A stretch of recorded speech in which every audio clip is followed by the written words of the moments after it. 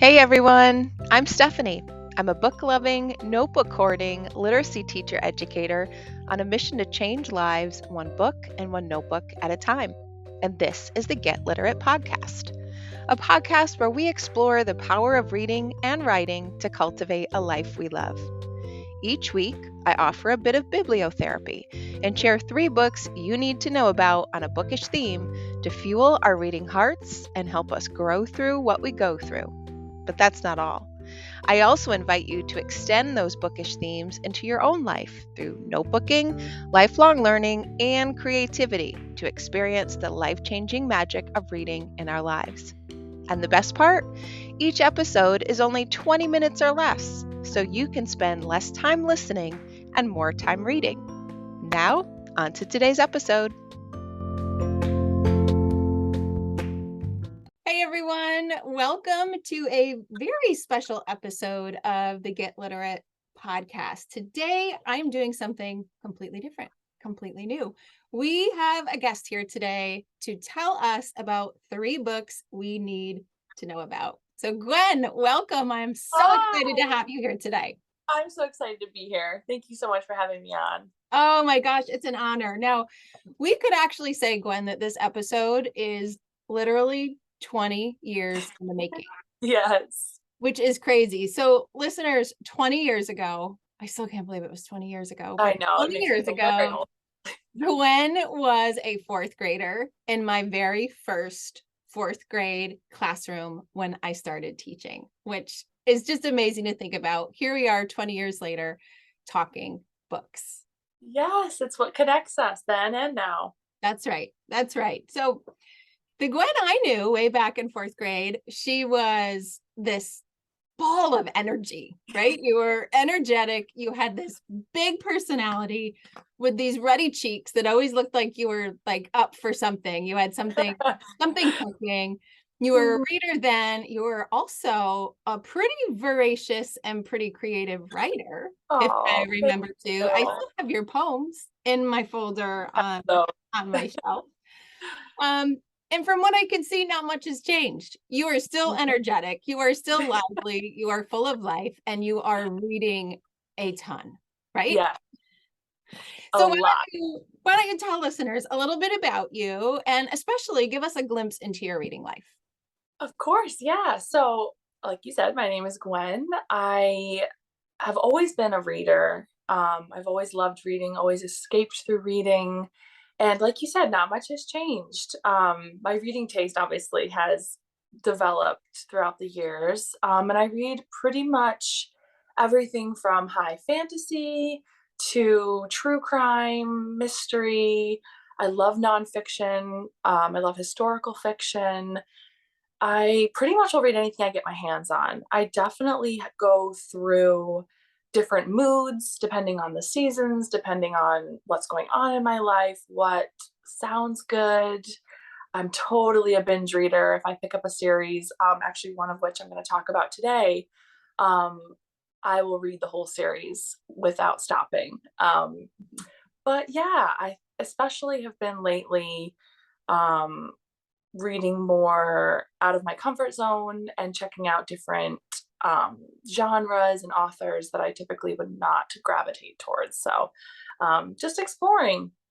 Yeah, I love that because you and I have very different reading tastes. Yes. Maybe not very different reading lives because we read a lot and we both seem to love printed books that are in our hands. Physical. Yes. But the topics definitely are different. I am your classic contemporary realistic fiction. Give me a great rom-com or a book about books or books that I can learn from. Yes. And while we share some of those threads, you definitely push the envelope more in terms of the mysterious or the magical or the historical. And I am always intrigued by the books that I see come across your feed. Yes, I very rarely will read a contemporary. I like to escape through history. I like to escape through magic and magical worlds. And that's my escape, is kind of getting out of reality and being in someone else's shoes. Mm-hmm. Well, that's exactly why you're here today. because you're going to help me to recommend 3 books that you think I need to know about and everyone else needs to know about on a topic that isn't one that I usually embrace in my reading life. And Yeah. that's the topic of intrigue, right? Mhm. So it's fall, we're in upstate New York, it's getting drizzly and cold. You mentioned being a mood reader. It's Yes, definitely the mood for a little bit of absolutely. intrigue for sure. And, Mhm. I looked up the definition for intrigue of what exactly it means. And it's saying, leaning into the things that interest us, but especially the strange, the unusual, and the mysterious. That actually sums up my reading taste. You can just leave it at that. There we go. All right. So it's perfect. So you're going to share 3 books with me. I've got my book journal open. I have my Goodreads open. I Perfect. know I am going to definitely take a look at these later. And I know that listeners are going to benefit from them too. So Yes, and I apologize in advance if anyone has nightmares or is kept up at night from these reads. you'll give us warnings, right? I will, yes. And Okay. nothing, I actually kept it pretty tame. Okay, Um, good. and these 3 books are near and dear to my heart, and I'm so excited to chat about them. The first one is The Night Circus by Erin Morgenstern. First of all, I know this is an audio recording, but this cover, if you look it up, is just stunning. I agree. And this book, I would not say is traditionally marketed or described as intriguing in the sense that a thriller would be or a traditional mystery would be. But this book is so perfect for fall, so perfect for somebody looking to kind of tiptoe into fantasy, magical realism, anything along those lines. It follows our 2 main characters, Marco and Celia, and it starts with their childhoods and follows them through to early adulthood. And the main premise is following, as the title would suggest, a circus that appears at night. And it comes out of the blue. It shows no warning that it's going to appear, and it pops up overnight. And it's very famous in this world. It's set in the early 1900s, and people flock to this circus. They escape their hard lives working on farms in rural areas to have some fun and to spend the night to the early dawn going to this circus. It's very much Greatest Showman type vibes, Moulin Rouge type vibes, and it's very beautifully written and very understated. And I think that's what's so intriguing about it is that it forces the reader to ask questions. Is this real? Is this magical?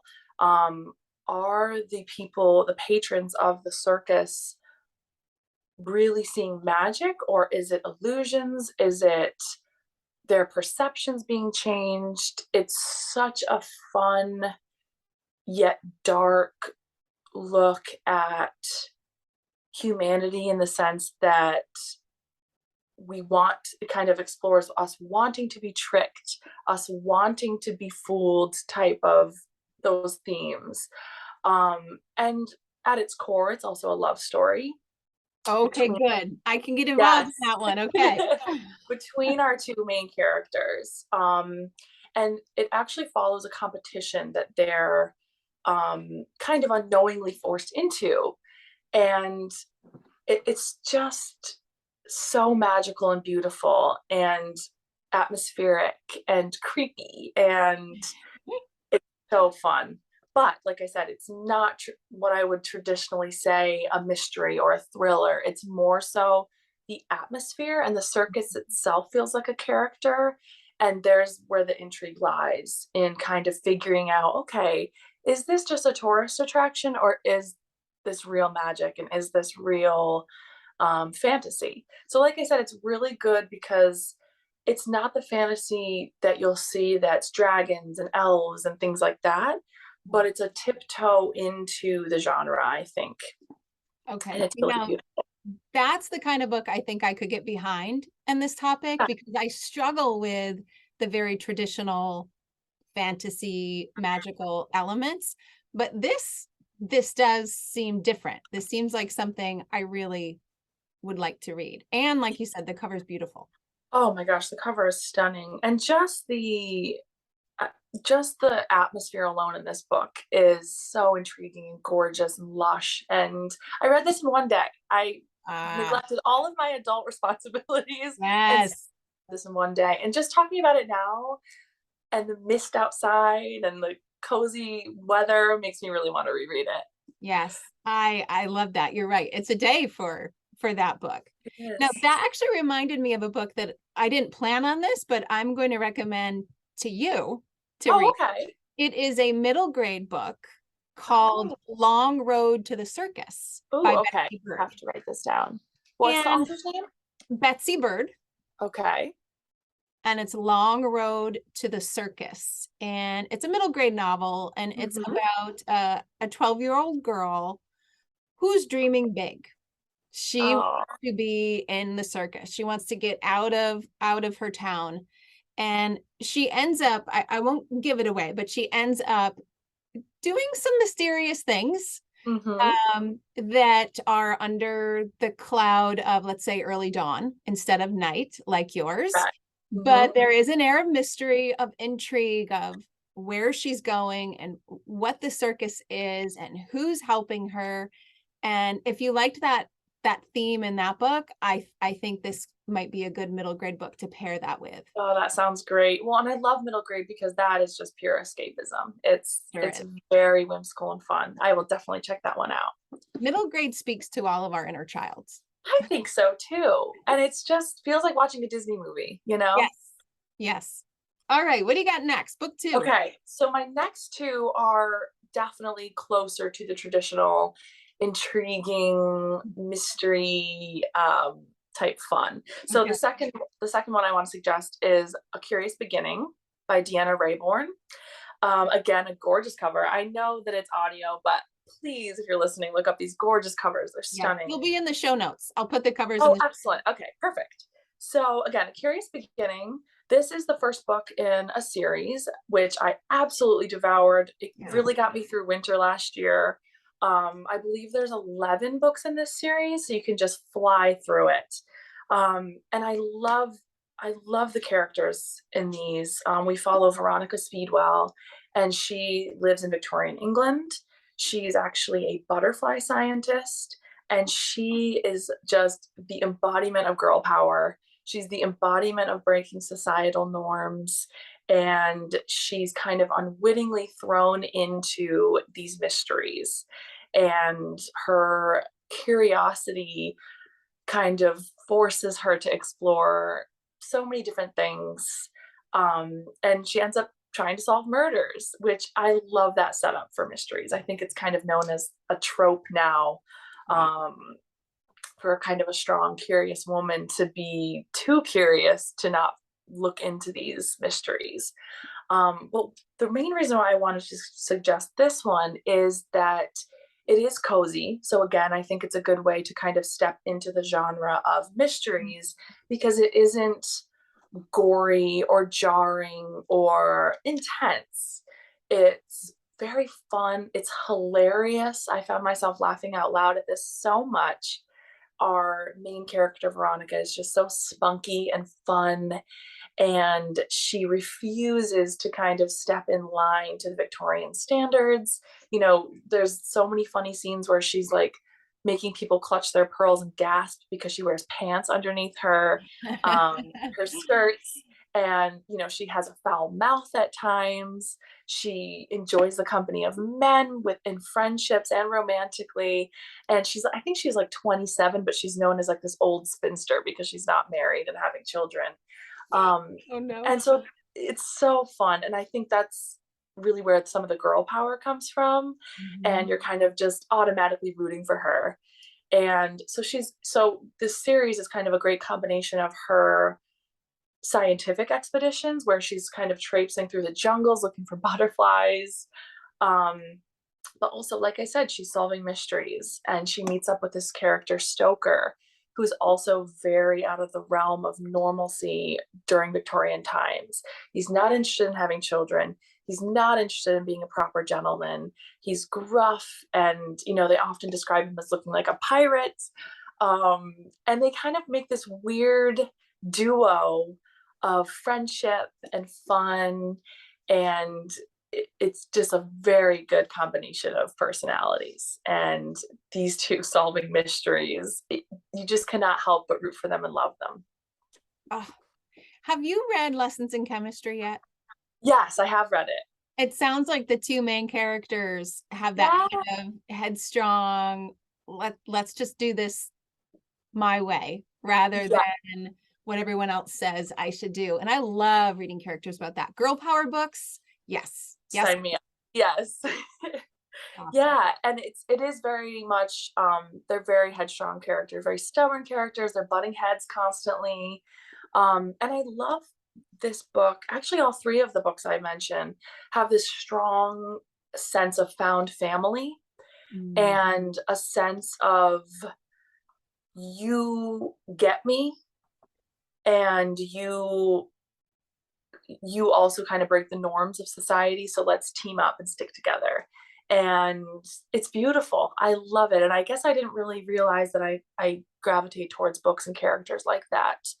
And again, I think this is a really good starting point for anybody looking to get into mystery, but might be a little bit nervous about, like I said, some of the gorier stories. Yeah. Yeah. It's only going to keep you up at night because you can't put it down. It's okay, good. That's good to know. And like I said, I tore through this. I could not say goodbye to these characters. I could not wait to find out what happens. It's very much like an adult version of Enola Holmes, I would say, if you're familiar with those stories. It's so fun, and I would recommend it to anybody looking for some intrigue and excitement. Okay, I love what you said. Like, there are times where I close the last page and I just don't want to put the book down yet. I can't leave them just quite yet. Lessons in Chemistry was one of those books. Yes. I needed to stay with Elizabeth and Calvin and Mad for just a little bit longer. Oh, they feel like friends. Yeah, that for you to say that about this book, I know that's a book then that I'd be able to connect to, especially because it doesn't have, the more explicit. The scary stuff, yes. Yeah.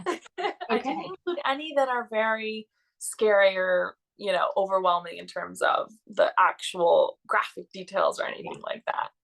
That could be another episode. Yes. We'll take baby steps. That's right. All right. So what's our third book? I'm excited because it'd be hard for me to pick between which one I'm going to I know you're going to be very busy. Yeah. Our third book is Finley Donovan is Killing It. Yes. This is actually, I'm holding the second one right here. Finley Donovan Knocks Him Dead. So another cozy mystery, I would say, another good starting point for anybody that is interested but not sure where to start. This is one of the very few contemporary books I have on my bookshelves. Like I said earlier, I typically gravitate towards historical fiction and fantasy. So very much like A Curious Beginning, that's historical fiction.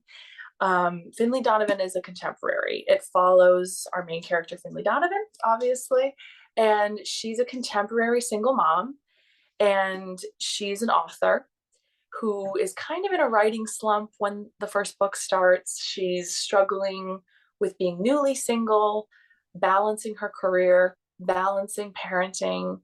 And the book starts out with her meeting with her editor, who's adding this pressure on her, kind of saying, okay, when's the next book coming? When's the next book coming?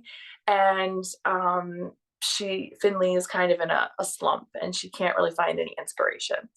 So we meet her kind of at this Panera, and she's talking to her editor, and she writes mystery novels. So she's chatting about possible plots and possible spooky, mysterious stories.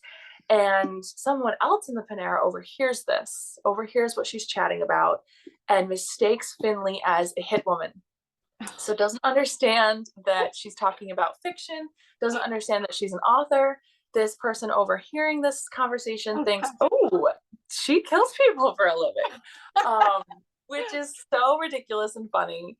And that's how the story starts. And Finley is approached by this eavesdropper, and she's asked to perform a hit. And it Oh my gosh. yeah, the ridiculousness does not stop there. Um, it's absolutely hilarious, as you can imagine. Finley is such a relatable character. I mean, you and I are both moms. We get it. It's very much this ridiculous story, but she's also packing lunches and, wiping tears away, kissing boo-boos, things like that. So I think, again, especially for somebody that's not used to this genre or maybe intimidated a little bit by the genre, it's very relatable. It's very kind of slice of life, everyday people thrown into these ridiculous situations. And it's so comforting in a strange way. I know that the theme is kind of not very comforting, but you just fall in love with the characters. And again, there's this sense of found family in terms of Finley learning how to cope with single parenthood, learning how to cope with these difficult life situations like going through a divorce while parenting. And she kind of creates this network with different detectives, a nanny that she meets along the way. And there's this sense of togetherness through these strange mysteries that she's figuring out. And it's very relatable and very heartwarming at its core. This is the one I'm starting with. Yeah, you need to. You need it. This is definitely the one I'm starting with. Just the premise alone of being overheard at Panera and being mistaken as a hitman instead of a writer, that would just hook me in. I love books about books. I love books about writers, about publishing. So I can handle if a little bit of, hitman murder is thrown in there, because Yes. it's got the threads of what I usually look for. This is definitely going to the top of my TBR. I can't wait to hear your thoughts on it. And I think you'll surprise yourself by how much you like it and how good of a introduction it is to the genre. And it is really a love story to books in the sense that writing and reading is definitely an escape for Finley. And I love that it's really real with her writer's block and kind of the slump she's in, and it kind of portrays the reality of when there's hard stuff going on in her life, such as divorce, such as parenting, such as she needs childcare type of thing. I think it is a very interesting look into the reality of that writers are human and readers are human. I know I go through periods of time where it's hard to find what I want to read. You feel, kind of slumpy in that sense. So it just adds another layer of relatability to Finley as a character. And you said there's a sequel, so if I do love Yes, it more. Yep, the sequel is Finley Donovan Knocks 'Em Dead. And I actually have not read this one yet. I'm very much looking forward to diving in. And I believe it's going to be at least a trilogy. So it's kind of fun starting a book knowing that there's going to be follow-up, especially how much you fall in love with these characters and kind of want to maintain your fictional friendship with Finley. Yes. I know sometimes it feels not so fictional, right? I You get know. so You're like, invested in wait, their lives. I have to go back to real life now. No, unfortunately. Well, I gotta say, well, that is definitely the one I am going to start with because it instantly just hooked me right away. You have given me 3 books that I definitely feel I can dip my toes into Oh, in good. the genre. So I knew you would, and I'm really grateful that you bought those particular 3. Well, I'm grateful to be able to rant and rave about some books that I just have fallen in love with. It's fun, isn't it? Just talking It books really all is. day. It really is. I really could do it all day. Yes, I think you should actually. You're really good at book talking. I think you Oh, should. thank you. So we always end the podcast by thinking of ways to bring the bookish theme to life in our actual life. And while, we don't want people to go get a job as a hit woman or, No. maybe we do find some magical circus somewhere in the middle of the night, we can bring intrigue to our reading life a little bit easier than we can bring it to our actual life. But I think the biggest takeaway from me, especially listening to you talk about these 3 books, is to just spice it up. in some way, right? Absolutely. Something different in our reading life, something different in our actual life, whether it's something as simple as a new commute home and finding somewhere different, trying a new food, doing something that you've never done, just gives you that little bit of excitement, that little bit of mystery. And it doesn't have to be big, but if we can just push the boundaries a little bit in our reading life, I'm sure one little thing that we could do to spice it up in our actual lives is definitely fun at this time of year. Absolutely. Absolutely. And even what you're doing here, kind of branching out in your reading genre and trying a new genre, you're challenging your brain and challenging your comfort zone in terms of reading. That is huge too. And I definitely think it's not, too intimidating to add it to our everyday life, or even trying a new podcast or playlist. That's right. Yes. Yeah. So how about, before we end, do you have a favorite podcast or playlist you'd recommend? Oh, I have a lot of favorite podcasts, but I will say some of the podcasts I listen to are a little bit gruesome. They're but very I love one. Yes, I love one called Morbid. It's a true crime podcast, but it feels like you're kind of chatting with friends, and they make kind of these gruesome cases very interesting and almost fun. I know that sounds strange, but I love that podcast, especially this time of year. Had some spookiness. Maybe my one little thing will be to listen to one episode and see how it feels. Yes. Well, Gwen, thank you so much for hopping on today. It has been such a treat to be able to talk to you 20 years later from our first kinds of conversations. And I have just loved this. I will definitely be hitting you up for more book recommendations and to tell you how I loved Finley Donovan and maybe Buddy read that second one. I would love to. I can't wait to hear your thoughts. And thank you so much for having me on. Awesome. Thank you.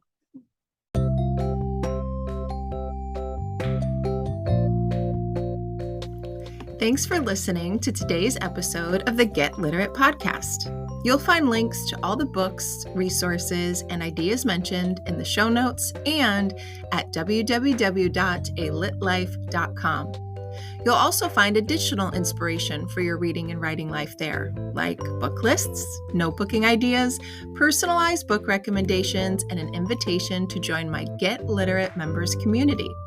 Each month, we take a deep dive into one bookish theme and work to bring it to life in our own lives. You'll get a monthly bibliotherapy book calendar with a book recommendation for every day of the month, bonus episodes, live book club sessions, and much more. Learn more at www.getliterate.co.